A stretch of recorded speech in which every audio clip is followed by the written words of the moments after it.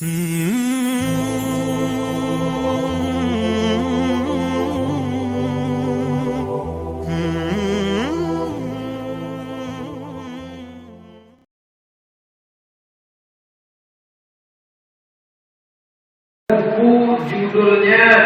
Bikin Musik, yang menulisnya Syekh Yusuf Al-Qaradawi, sudah dicetak bahasa Indonesia oleh Geman Insani Press.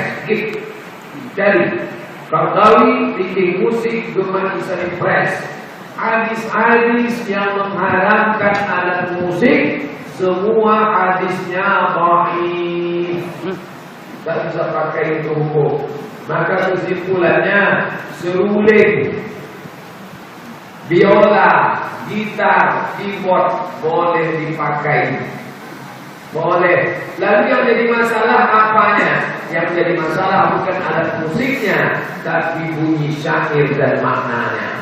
Kalau syairnya syair Mahir Zain, syair Opik, syair Dipo, syair bila Israel datang memanggil, pakai keyboard, pakai orkes boleh. Tapi kalau lagunya lagu mengajak berzina, Cinta Satu Malam. Cinta Satu Malam itu apa? Zina, nikah kontrak, masa Cinta Satu Malam? Itu haram. Suara perempuan haram. Suara perempuan haram kalau mendesah-desah. Yaqma'an ladzi fi qalbihi marad. Ada laki-laki fi qalbihi marad, dalam hatinya penyakit. Kalau didengarnya suara perempuan mendesah, error dia langsung. Itu yang tak boleh. Tapi ketika ibu baca berjanji, al-jannatu wa na'imuha, mana ada orang bernafsu mendengar berjanji. Ibu nyanyi bila Israel, jasa terwujud di pembalian. Kalau ada laki-laki bernafsu dengar bila Israel, mana orang yang bawa malam itu kilometer sebelah. Jadi Islam itu bukan agama orang idiot. Islam itu ada akal. Apalah ta'qilun? Kenapa tak pakai akal? Berakal-akal tak boleh, tapi akal dalam Islam dipakai. Quran, hadis, ijma, qiyas itu akal. Maka alat musik kalau dia untuk yang baik, musik mengajak berjihad, pesta nikah, jangan pakai alat-alat musik yang mengajak berzina. Ini sekarang ditambah rukun akikah pakai musik, nikah pakai musik, lagunya lagu-lagu maksiat. Jangan sakit hati kalau saya tak datang undangan anak bapak ibu. Jangan tersinggung. Saya sudah datang ini, tapi cuma sampai parkir. Begitu turun dari kendaraan, saya sudah dengar lagunya Kadika. Pulang saya lagu penyanyinya pula pakai rok setengah tiang. Rusak ibadah saya. Padahal kita datang mau mendoakan, juga memulai barakallahu lakum wa baraka alaikum. Ibu mendoakan, si bapak menengok penyanyi dahulu.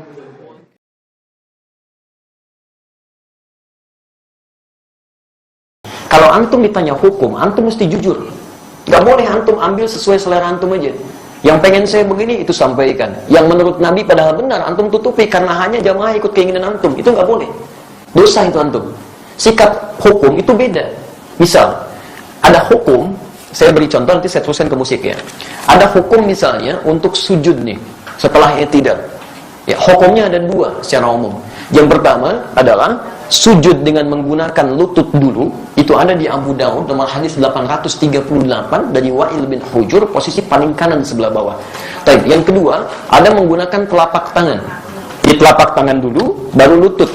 Ya, itu ada di Abu Daud kitab yang sama nomor hadis 840 dari Abu Hurairah, posisi paling kiri sebelah atas sampai 841, cuman beda dua nomor. Ini yang disebut hukum. Jadi kalau Anda tanya bagaimana hukumnya, ini dua alternatif yang diajarkan oleh Nabi. Singkatnya ada kemudahan. Anda kalau ingin menggunakan lutut boleh, ingin menggunakan telapak tangan boleh. Karena kita sujud memang hanya menggunakan satu di antara dua itu. Itu artinya kemudahan. Rumus fikihnya disebut al-jam'u wat taufiq. Jadi kalau ada persoalan, hadisnya banyak, antum jangan pilih satu hadis kemudian antum ikuti, tidak. Kumpulkan semua hadisnya, at-taufiq kemana arah hukumnya. Di situ antum simpulkan. Sampai Ibnul Qayyim al-Jauziyah menulis kitab sifat salat Nabi, beliau menyimpulkan saya pilih yang pakai lutut. Syekh Muhammad Nasiruddin Al-Albani menulis kitab sifat salat Nabi, memilih menggunakan telapak tangan. Jadi kalau antum ngajinya menggunakan kitab sifat salat Nabi Syekh Al-Albani, pasti pakai telapak tangan itu. Lihatnya. Kalau antum baca kitab Syekh Ibnul Qayyim al-Jauziyah, Masya Allah akan menggunakan lututnya. Dan dua-duanya dipraktikkan. Nah, jadi kalau antum menggunakan lutut benar, menggunakan telapak tangan benar, yang salah itu ya menggunakan selain keduanya. Bisa pakai kepala duluan gitu kan? Itu kan keliru. Ya. Dan diantara yang pakai kepala duluan belum apa-apa sudah rame gitu kan? Lihat orang pakai telapak tangan disebut ini salah nih, yang benar pakai ini. Mungkin antum ngambil salah satu aja. Dan yang tidak tepat ketika Anda mengajarkan pakai telapak tangan atau pakai lutut, Anda mengatakan ini yang lain salah nih, yang benar pakai ini. Hadisnya dhaif. Antum berani mendaifkan Syekh Ibnul Qayyim al-Jauziyah, antum siapa? Ya? Antum mengatakan yang pakai telapak tangan salah, antum di mana maqam Syekh Al-Albani? Ini jangan sampai kita yang belum tentu hafal hadisnya jadi pada rame. Hadisnya aja nggak tahu gitu kan? Ya itu hukum. Adapun sikap hukum itu pilihan antum terhadap hukum. Antum bersikap ingin menggunakan lutut silakan. Bersikap ingin menggunakan telapak tangan itu silakan, itu nggak ada masalah di sini. Jelas di sini? Nah, sekarang dari pemahaman ini, mari kita tarik kepada pertanyaan tadi. Musik apa sih hukumnya? Apa dulu musik itu? Antum harus kenali dulu. Apa dulu musik? Jangan-jangan ribut masalah musik, antum sendiri nggak kenal musik. Antum menghukumi musik, handphone antum sendiri banyak musiknya. Ringtone, tone itu kan musik. Begitu bunyi, musik itu haram. Bunyi, teng-teng gitu kan? Masya Allah. Haram semua tuh di HP antum tuh. Antum harus kenali dulu apa itu, gitu kan? Musik itu segala suara yang menghasilkan irama. Ingat ya, kami alhamdulillah saya sampai S2 itu spesialis saya di bahasa Arab. Saya senang tafsir Quran. Saya sangat cinta Quran, ya. Dan alhamdulillah untuk memahami Quran saya harus paham bahasa Quran. Maka saya belajar di bahasa itu. Dan turunannya nanti ada pembahasan tentang syair. Yang di syair itu salah satu subbabnya pembahasan tentang musik. Karena unsur dari syair itu musik, salah satunya. Musik segala suara yang menghasilkan irama. Jadi setiap suara menghasilkan irama itu disebut dengan musik. Jelas di sini? Ini dibagi dua nanti. Ya, yang pertama, ada yang tidak menggunakan alat. Jadi suara. Dan orang Arab sudah terbiasa tentang itu. Maka ketika mereka membuat syair, di antara unsur syair itu salah satunya musik. Kalau antum belajar jurusan bahasa Arab, berbicara tentang syair itu pasti itu akan belajar itu. Di antaranya ada irama, musik di situ. Kalau diturunkan ada 16 rumus disebut dengan bahar di ilmu arud. Ada bahar tawil, ada madid, ada rajas, ada macam-macam. Dan sejak zaman jahiliyah sudah ada. Jadi begitu mereka bikin syair tidak ada irama musiknya, itu disebut aib musiknya. Aib syairnya, celak. Bukan syair yang fasih. Ya, tawilun nahudunal bukhuri fadailu fa'ulun mafa'ilun fa'ulun mafa'ilu kifanat min dzikra habibin wa manzili bisaqtul wa bainad dakhuli fahawmali. Selalu ada iramanya, membedakan satu dengan yang lainnya. Nah, pada yang seperti ini bahkan turun ayat Quran. Saya ulang ya, bahkan surah khusus yang membahas tentang kebiasaan mereka. Surah ke-26 disebut Asy-Syu'ara. Asy-Syu'ara itu jamak dari kata syair yang berarti pemusik, penyair. Nggak pakai penyair. Itu penyair. Saya ulang ya, penyair. Jamaknya Asy-Syu'ara. Tapi kalau antum baca nanti dari ayat 224 sampai ke ujungnya, singkatnya apa? Ada kebiasaan-kebiasaan mereka ketika ayat turun dicela oleh Quran. Dicela oleh Quran. Wasyu'ara yattabi'uhumul ghawun, dan para penyair itu seringkali menghadirkan hal yang tidak bermanfaat. Wa hum fi kulli wadin yahimun, ada yang datang ke lembah-lembah nyari inspirasi sehingga ibadah ditinggalin. Datang ke lembah, jadi apa Pak? Dari ilham. Kan ilham tetangga Bapak. Oh enggak, saya di sini. Dari itu, dari inspirasi, nulis macam-macam. Sehingga maaf, kebaikan-kebaikan diabaikan. Kan sholat tertinggal, macam-macam tertinggal. Zaman jahiliyah banyak yang begitu. Sehingga ketika zaman Islam dibedakan. Yang seperti ini gak ada banyak manfaatnya. Bahkan ada yang menuduh Nabi SAW. Ada yang menyerang Nabi dengan syair. Banyak. Ada Zuhair bin Abi Salma sebelum dia tobat. Nyerang Nabi itu. Disebutkan begini, dan sebagainya. Apa yang terjadi? Sisi lain, banyak juga penyair muslim. Di antaranya Hasan bin Sabit. Hasan bin Sabit bahkan langsung disebut sebagai syairun Nabi. Seorang penyair yang membela Nabi SAW. Jadi begitu di sudut sana mencela Nabi, di sini kemudian membalas dengan membela Nabi SAW. Dan tidak sedikit pembelaan itu dihasilkan lewat syair. Yang seperti ini langsung disanjung oleh Quran. Illal ladzina amanu, kecuali para penyair yang beriman kepada Allah Subhanahu wa taala. Yang dengan syairnya dijadikan untuk membela Islam dan mengangkat nilai-nilai kebaikan. Jelas di sini dulu? Ini sisi yang pertama. Jadi Anda bayangkan, Anda mesti fair di sini. Ada ayat yang mencela keadaan tertentu, ada ayat yang kemudian mengangkat nilai kebaikan di situ. Jelas? Bahkan Nabi SAW pernah kemudian meluruskan ketika seseorang memuji Nabi untuk mengkultuskan. Jangan sebutkan itu, sebutkan yang lain. Dan Nabi SAW ketika pulang dari perang Tabuk itu disambut dengan syair. Dan beliau diam. Tala'al badru alaina min thaniyatil wada'i ya wajaba syukru alaina mada'a lillahi da'i. Dan antum ada yang kemudian membuat dengan musik-musik kasidah itu asalnya kan itu syair. Ya dari madid rumusnya. Tala'al badru alaina min thaniyatil wada'i wajaba syukru alaina mada'a lillahi da'i. Ada semuanya di situ. Ya. Sampai orang Arab itu Pak, jangankan masalah seperti itu, lihat binatang, lihat macam-macam, itu memang itu Masya Allah, itu langsung bisa bikin syair. Refleksnya syair. Itu lihat burung aja, burung bulbul lompat-lompat bikin syair. Al-Asma'i pernah bikin, cuma gara-gara burung bulbul lompat ke dahan-dahan bikin syair. Suatu sofiril bulbuli hayyaja qalbi thamini al-mawazahu ma'a ma zahilah dhul muqali fa anta yasridai wa sayyidi wa mauladi fakam tayyumuni ghajirin uqalqali qataftuhu min wajhatin min fi'li hadha ar-rajuli faqala la faqad ghada muhammili wal walad wali wa inani faqultu la tuwalbili fabayyinu lu'ali qalat lahu hina kadha in hadha dhul muqali kahatan kakailali tatabit ada semuanya. Dia bikin itu. Dan dalam suasana membuat itu, Nabi biasa saja. Jadi ketika buruk dicela oleh Nabi, ketika baik didiamkan oleh Nabi. Maka dari sini ulama sepakat dalam persoalan syair, musik yang berasal dari suara. Awas ya, berasal dari suara, itu terbagi pada dua bagian. Ada yang dicela sampai tingkat keharaman, ketika menjauhkan dari Allah Subhanahu wa Ta'ala, membuat diri lalai, makruh dengan kalimat-kalimat yang tidak pantas dan yang haram. Yes? Tapi kalau yang dimaksudkan kalimat-kalimat kebaikan, sampai Imam Syafi'i punya syair disebut Diwan Asy-Syafi'i, ajakan pada kebaikan, ketaatan di situ, itu dibenarkan oleh para ulama. Tidak ada masalah di situ, yang disebut dengan hukum boleh. Jelas di sini? Jadi pernyataan saya jangan di framing itu kan, jangan dipotong seakan-akan Ustaz dibolehkan ini. Kata siapa? Saya nggak pernah membolehkan itu. Hukumnya ada di Quran, turun sejarahnya, antum bisa lihat, ini yang tidak boleh, ini yang boleh. Nah, sekarang alat musik di sini. Jadi pernyataan saya jangan di framing itu kan, jangan dipotong seakan-akan Ustaz dibolehkan ini. Kata siapa? Saya nggak pernah membolehkan itu. Hukumnya ada di Quran, turun sejarahnya, antum bisa lihat, ini yang tidak boleh, ini yang boleh. Nah, sekarang alat musik. Bagaimana dengan alat-alat musik? Antum bisa perhatikan kalau yang tidak boleh, ini yang boleh. Nah, sekarang alat musik. Hukumnya ada di Quran, turun sejarahnya, antum bisa lihat, ini yang tidak boleh, ini yang boleh. Nah, sekarang alat musik. Bagaimana dengan alat-alat musik? Antum bisa perhatikan kalau munculkan hadis-hadisnya, ada yang langsung dicela, bahkan didekatkan dengan zina. Kan? Allah Subhanahu akan datang di masa nanti orang-orang menghalalkan zina, menghalalkan khamar dan menghalalkan alat-alat musik, kan? Pernah dengar hadisnya? Tapi itu apa yang dicela? Hal-hal yang bisa menyesatkan kita pada keburukan. Yang menjawab akan datang di masa nanti orang-orang menghalalkan zina, menghalalkan khamar dan menghalalkan alat-alat musik, kan? Pernah dengar hadisnya? Tapi itu apa yang dicela? Hal-hal yang bisa menyesatkan kita pada keburukan, yang menjauhkan dengan Allah Subhanahu wa Ta'ala. Membolehkan itu. Hukumnya ada di Quran, turun sejarahnya, antum bisa lihat, ini yang tidak boleh, ini yang boleh. Nah, sekarang alat musik. Bagaimana dengan alat-alat musik? Antum bisa perhatikan kalau muncul. Nah, sekarang alat musik. Bagaimana dengan alat-alat musik? Turun sejarahnya, antum bisa lihat, ini yang tidak boleh, ini yang boleh. Nah, sekarang alat musik. Bagaimana dengan alat-alat musik? Antum bisa perhatikan kalau munculkan hadis-hadisnya, ada yang langsung dicela, bahkan didekatkan dengan zina. Kan? Allah Subhanahu akan datang di masa nanti orang-orang menghalalkan zina, menghalalkan khamar dan menghalalkan alat-alat musik, kan? Pernah dengar hadisnya? Tapi itu apa yang dicela? Hal-hal yang bisa menyesatkan kita pada keburukan, yang menjauhkan dengan Allah Subhanahu wa Ta'ala. Bisa lihat, ini yang tidak boleh, ini yang boleh. Nah, sekarang alat musik. Bagaimana dengan alat-alat musik? Antum bisa perhatikan kalau munculkan hadis-hadisnya, ada yang langsung dicela, bahkan didekatkan dengan zina. Kan? Allah Subhanahu akan datang di masa nanti orang-orang menghalalkan zina, menghalalkan khamar dan menghalalkan alat-alat musik, kan? Pernah dengar hadisnya? Tapi itu apa yang zina, menghalalkan khamar dan menghalalkan alat-alat musik, kan? Pernah dengar hadisnya?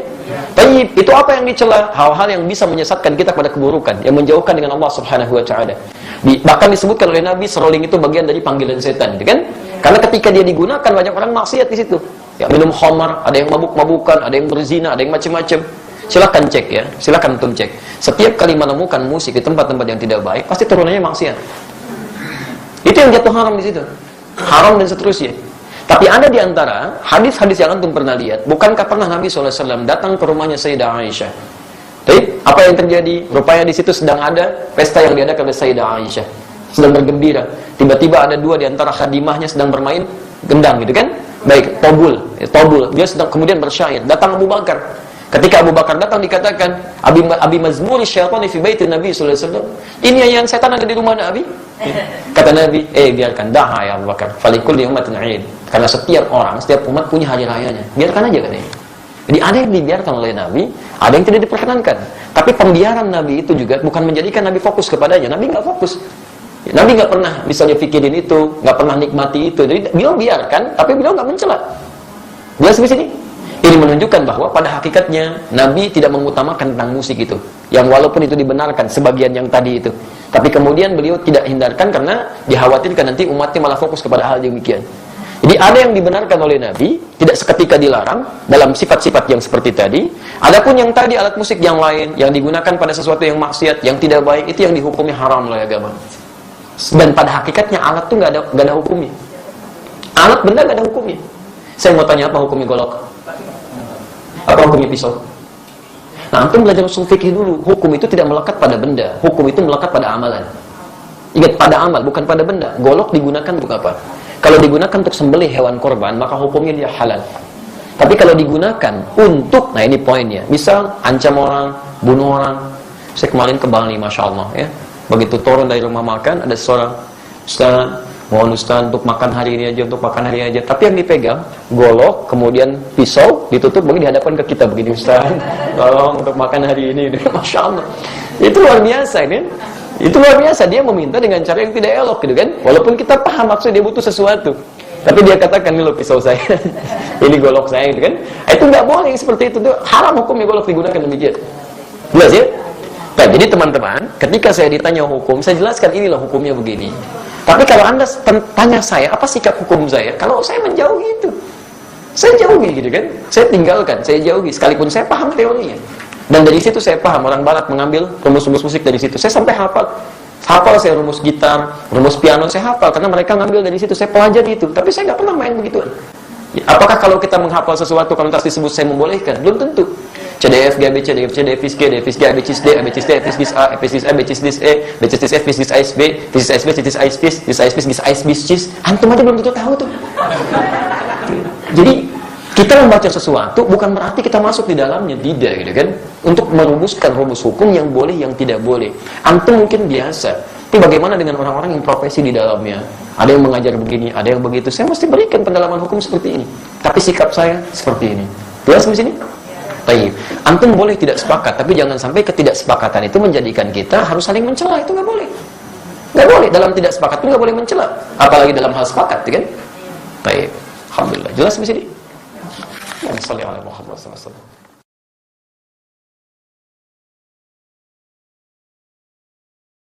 Maaf Pak, Ustaz mau tanya hukumnya mendengarkan musik, memainkan alat musik ya. Hukumnya musik bagi anak-anak karena di sekolah ada pelajaran tertentu yang diiringi musik. Contohnya senam, jazakallah khair. Ya saya berharap begini ya, kedepannya pun kalau misalnya Bapak Ibu lagi bertanya dengan saya, tolong diikutin sampai selesai tuntas penjelasan, kemudian direnungin. Saya nggak minta spontanitas langsung diambil gitu kan.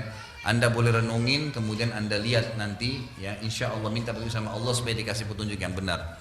Saya termasuk yang sering mengingatkan kepada kaum muslimin, terutama jemaah pengajian saya, untuk menjauhi musik. Mohon maaf Bapak Ibu sekalian, karena begini, ada alasan. Bapak Ibu tahu kalau Anda mau anak Anda hafal Quran, yang paling pertama Anda praktekin kalau mau hafal Quran dan cepat ya, jangan dengarkan musik dan jangan interaksikan dengan lawan jenisnya, kecuali apalagi kalau dia sudah balik, nggak boleh. Itu spontan, hafalannya bisa sulit sekali. Kalau dia sudah mulai dengar musik dengan mau hafal Quran, sulit bersatu. Atau dia berinteraksi dengan lawan jenisnya, kalau kita bahasakan biasa pacaran, maka itu pasti spontan. Ayat Quran mustahil bisa bekas sama dia. Kalau Anda masukkan anak-anak Anda di tempat-tempat tahfidz Quran yang benar, pasti begitu ajarannya. Kalau dari sisi pandangan agama, Abu Bakar radhiyallahu anhu pernah mengistilahkan musik dan alatnya itu dengan mazamirus syaitan. Apa itu? Anak-anak panahnya syaitan yang bisa menusuk hati manusia. Abdullah bin Mas'ud radhiyallahu anhu sahabat Nabi berkata, pada saat menjelaskan ayat Al-Quran yang berbunyi a'udzubillahi minasyaitonirrajim wa minan nasi may yashri lahwal hadits yudilla an sabilillah, ada sebagian orang yang mempermainkan kata-kata untuk menyesatkan manusia dari jalan Allah. Kata Abdullah bin Mas'ud sahabat Nabi ini, demi Allah itu adalah musik, demi Allah itu adalah musik. Beliau mengatakan ini. Jadi cukup banyak statement para ulama berhubungan dengan masalah musik ini. Umumnya mereka lebih cenderung semua mengatakan lebih baik dijauhi, lebih baik dijauhi, karena dia sulit bertemu dengan Al-Quran. Dua hal yang kontroversial, nggak bisa, sulit ketemu. Al-Quran atau musik, susah. Kalau orang sudah biasa dengar musik, mustahil dia biasa mendengarkan Al-Quran. Itu agak sulit untuk menyatukannya, gitu kan. Maka saya selalu sarankan untuk dijauhi, Allahu a'lam. Saya contoh Bapak Ibu sekalian, saya coba praktekin di anak-anak saya ya. Saya bilang sama istri saya, coba kita mulai anak-anak ini dengarkan Al-Quran. Kalau kita dulu punya pelanggaran-pelanggaran agama, kita pribadi, kita dulu biasa pernah hafal-hafal lagu, coba jangan dipraktekin ke anak-anak. Coba dialihkan, biarkan dia sudah mengenal Al-Quran sebagaimana kita kenal di umur 20 tahun, 25 tahun, 30 tahun, 40 tahun. Biarin mereka kenal Al-Quran dari umur 3 tahun, 5 tahun, 10 tahun, itu lebih baik. Lebih baik daripada mereka mendengar lagu-lagu yang akhirnya bisa merusak mereka. Ya, umumnya kalau sedih ya sedih, kalau senang yang senang. Al-Quran lebih baik. Mereka dapat setiap minimal sekali Bapak Ibu sekalian, kalau kita dengar Al-Quran, satu hurufnya satu pahala. Dengar musik minimal nggak ada pahalanya, gitu kan? Karena memang ini adalah ayat Al-Quran dijanjikan, ini tidak ada janjinya, itu minimal. Belum kalau kita bicara hukum-hukum syar'i yang lainnya. Allahu a'lam. Coba direnungin Bapak Ibu sekalian. Kalau di madrasah, di sekolah, Anda punya sekolah Islam, coba terapin, ganti dengan yang lain. Misal pun ada lantunan-lantunan syair, gitu kan, yang berbau semangat Islam, mungkin, gitu kan. Tapi kalau dipakaikan dengan alat-alat musik, Allahu a'lam, saya sarankan pribadi ya untuk dijauhi. Allahu a'lam, itu jauh lebih aman insya Allah. Dan ulama mengatakan ada alat musik yang dibolehkan, itu seperti Syekh Albani rahimahullah mengatakan alat musik yang dibolehkan adalah gendang bagi ibu-ibu di acara perkawinan atau pada saat lebaran. Tapi itu juga dibolehkan bagi muslimah. Sesuai dengan hadis Bukhari, ada dua budak wanita sedang memukul gendang di depan Aisyah di hari lebaran Idul Fitri ya. Lalu Nabi SAW masuk ke rumahnya bersama dengan Abu Bakar di hari lebaran itu. Lalu Abu Bakar mengatakan, apakah ada anak panah syaitan di rumah Nabi SAW? Kata Nabi SAW, biarkanlah wahai Abu Bakar, untuk mereka kaum wanita ini, mereka melakukannya di hari raya ini, agar orang Yahudi tahu kita juga memiliki hari raya. Juga di acara perkawinan itu kan dibolehkan memukul gendang bagi kaum wanita di antara mereka. Ini Allah alam yang saya tahu dibolehkan.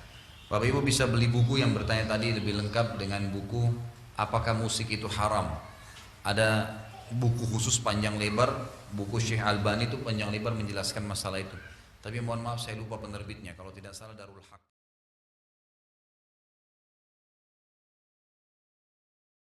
Namun seorang muslim kan dituntut untuk belajar, untuk mengkaji. Apa benar seremeh itu kita boleh memilih? Setiap ada perselisihan kita boleh memilih. Ada khilaf nih di antara para ulama, ente milih yang mana? Ya ana milih yang enak lah. Apa boleh seperti itu? Atau kita sebagai seorang hamba harus hati-hati? Ternyata tidak semua khilaf. Laisa kullu khilafin mu'tabar illa khilafun fihi hadzun minan nawar. Tidak semua perselisihan itu bisa diterima kecuali khilaf yang memang ada ruang untuk beda pendapat di situ. Apakah musik ini termasuk yang ada ruang untuk khilaf pendapat? Itulah yang kemudian ana mengkajinya. Ana belajar. Karena kita di pesantren, kita dididik untuk bisa baca kitab. Ternyata perselisihan itu tidak bisa diterima. Kenapa? Imam yang 4. Kita bicara imam yang 4. Siapa yang bisa menyebutkan imam yang 4 bersama tanggal matinya?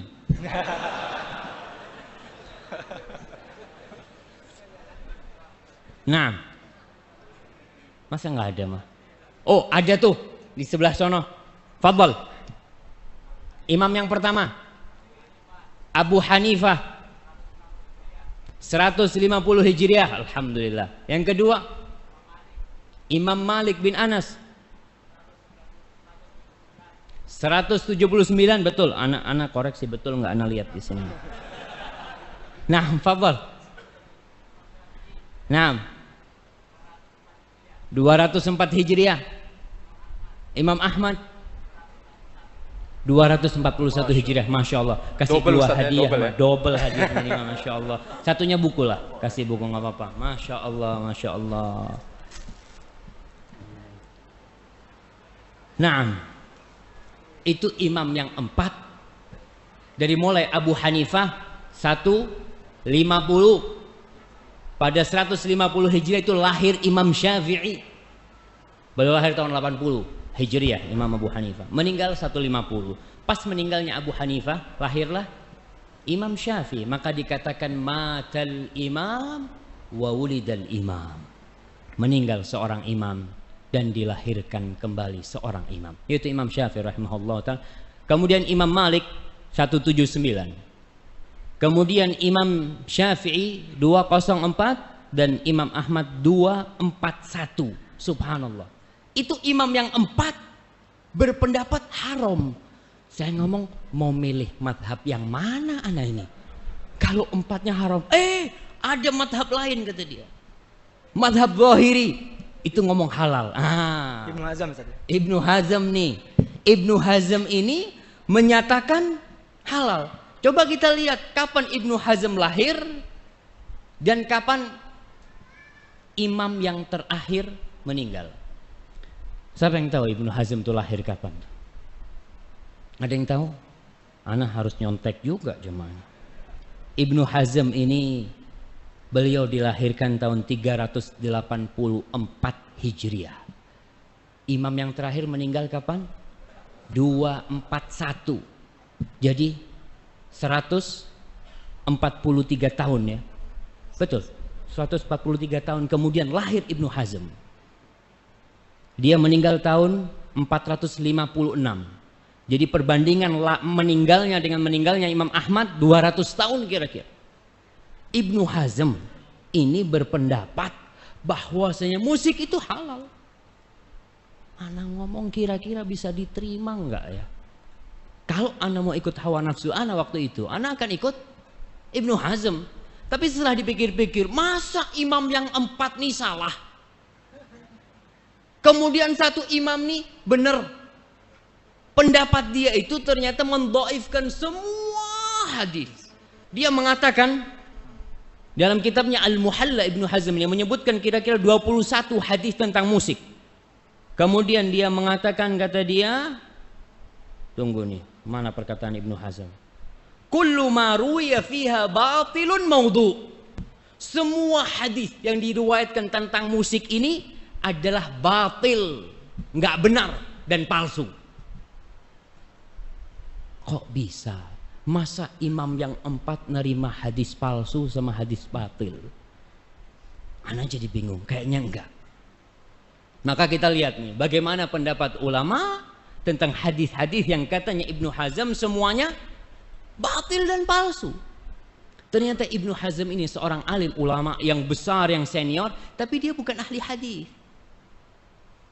Sosok ahli hadis yang lebih dari beliau, Imam Bukhari umpamanya. Imam Bukhari mensahihkan hadisnya. Ibnu Hibban, pengarang kitab Sahih Ibnu Hibban, mensahihkan hadisnya.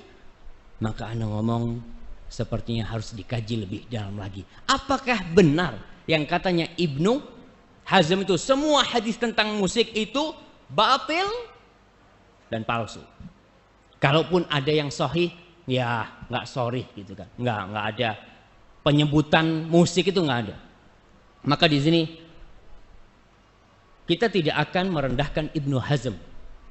Ibnu Hazm adalah sosok ulama senior, dan ketika kita mengkoreksi pendapat Ibnu Hazm, kita tidak mengkoreksi pendapat itu dengan pendapat kita.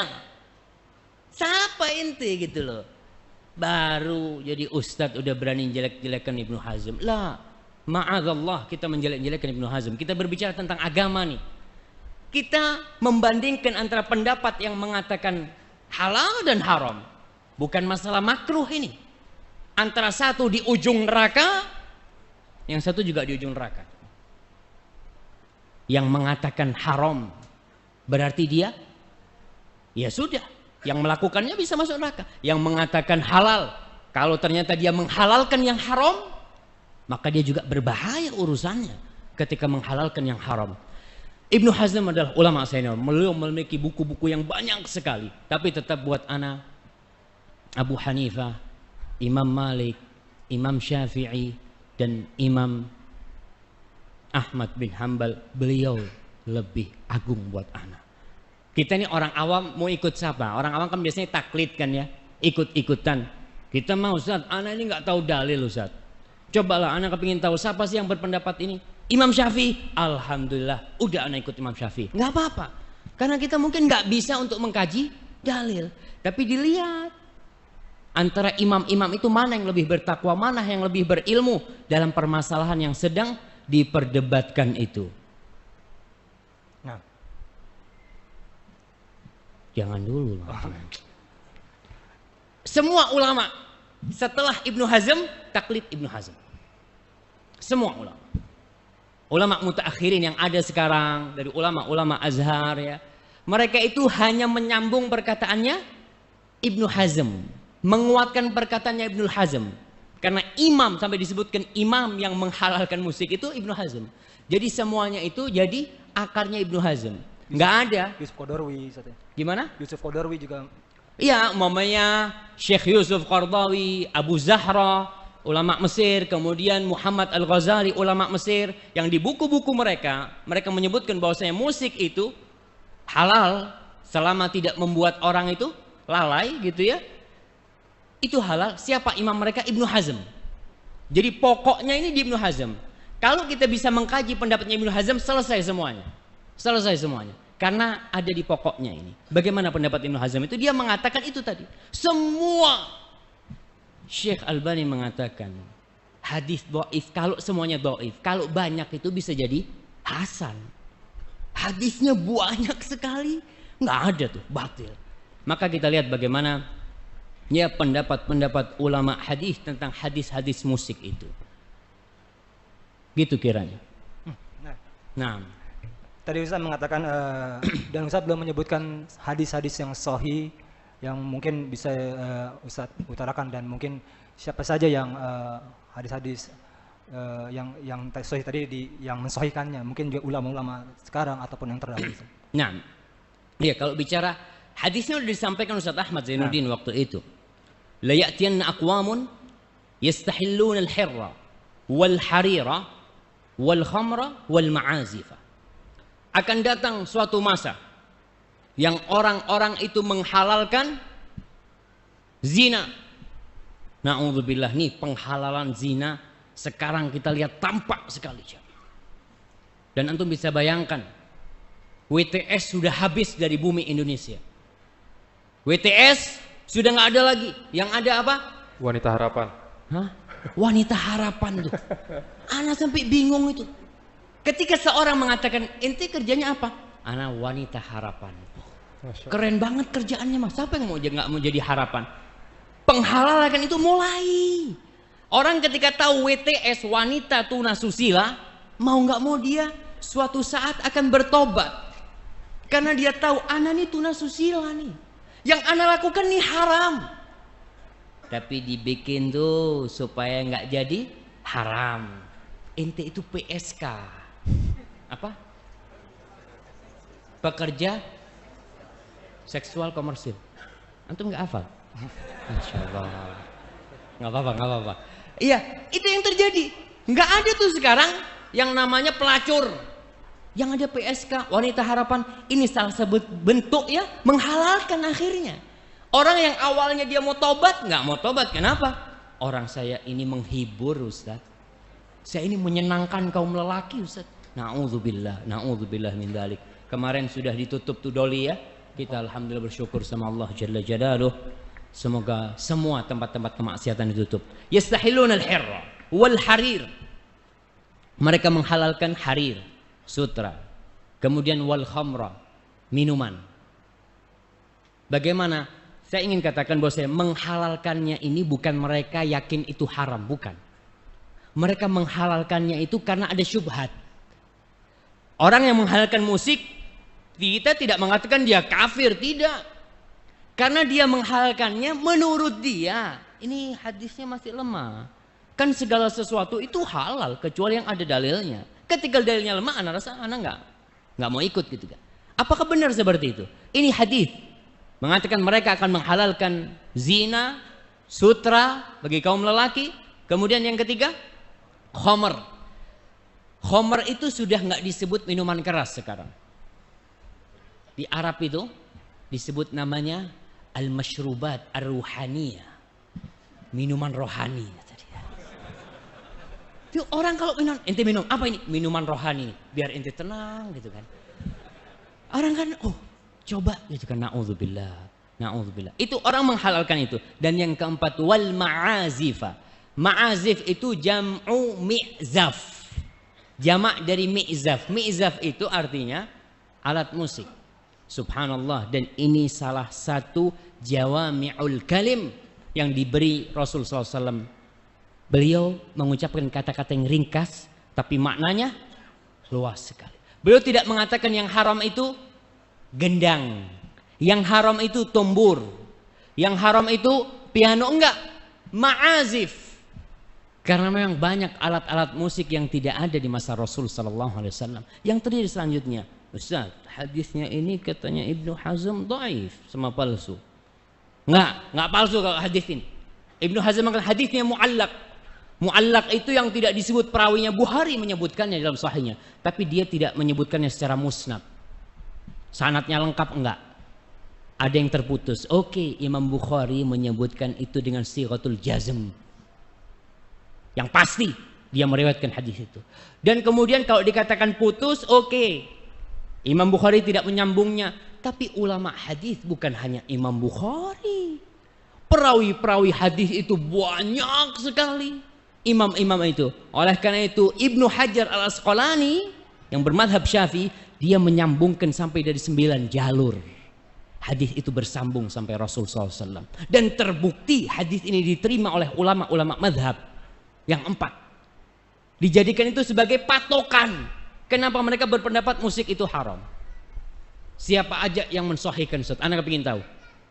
Kalau antum kepingin tahu nih, Anda sebutin ya. Yang pertama mensahihkan Imam Bukhari. Dengan dia menyebutkannya dalam kitab Sahih Bukhari. Yang kedua Ibnu Hibban. Ibnu Hibban ini ahli hadis yang mengarang kitab Sahih Ibnu Hibban. Yang kedua Al-Ismaili, dia juga menyusun Mustadrak kalau nggak salah, yang bersambung, hadis-hadis yang bersambung kepada Rasul SAW. Kemudian Ibnu Salah Asy-Syafi'i yang madhabnya Imam Syafi'i. Kemudian yang kelima Imam Nawawi. Imam Nawawi pengarang Majmu' Syarah Muhadzab, pengarang Riyadhus Shalihin, pengarang kitab Al-Adhkar, penyusun kitab Al-Arba'in An-Nawawiyah, beliau mensahihkan hadis ini. Kemudian Ibnu Taimiyah Al-Hambali dari madhab Hambali, beliau juga mensahihkan. Kemudian Ibnul Qayyim Al-Hambali, kemudian Ibnu Katsir Asy-Syafi'i, kemudian Ibnu Hajar Al-Asqalani, kemudian Ibnul Wazir As-San'ani, kemudian As-Sakhawi, pengarang kitab dari hadis, kemudian Al-Amir As-San'ani. Itu ulama-ulama besar dalam ilmu hadis. Dalam ilmu hadis. Semuanya mensahihkan hadis tentang musik. Kok nggak diikutin mereka? Kok pada ikut Ibnu Hazm, ulama-ulama sekarang? Kalau kita disuruh milih, maka pilihlah yang ahli. Ibnu Hazm, beliau ahli dalam usul. Dalam ilmu usulul fiqh mereka memang ahli. Bahkan buku-bukunya Al-Ihkam, fi Usulil Ahkam, Al-Muhalla, itu buku-buku tentang usul fiqh, tentang apa ya, pokok-pokok permasalahan fikih. Itu kitab Ibnu Hazm. Beliau mengarang banyak kitab, tapi beliau tidak lebih senior dari Imam Bukhari, tidak lebih senior dari Imam Ahmad, tidak lebih alim dari Al-Asqalani dalam masalah hadis. Antum kalau mau betulin motor antum, jangan berangkat ke tukang jam. Tukang jam, dia pintar Ustaz untuk reparasi. Betul, reparasi apa dulu? Kita tidak, betul dia alim, tapi di babnya, di keahliannya. Tapi kalau antum mau betulin motor, ya tanyalah paling enggak sama tempat-tempat yang memang khusus.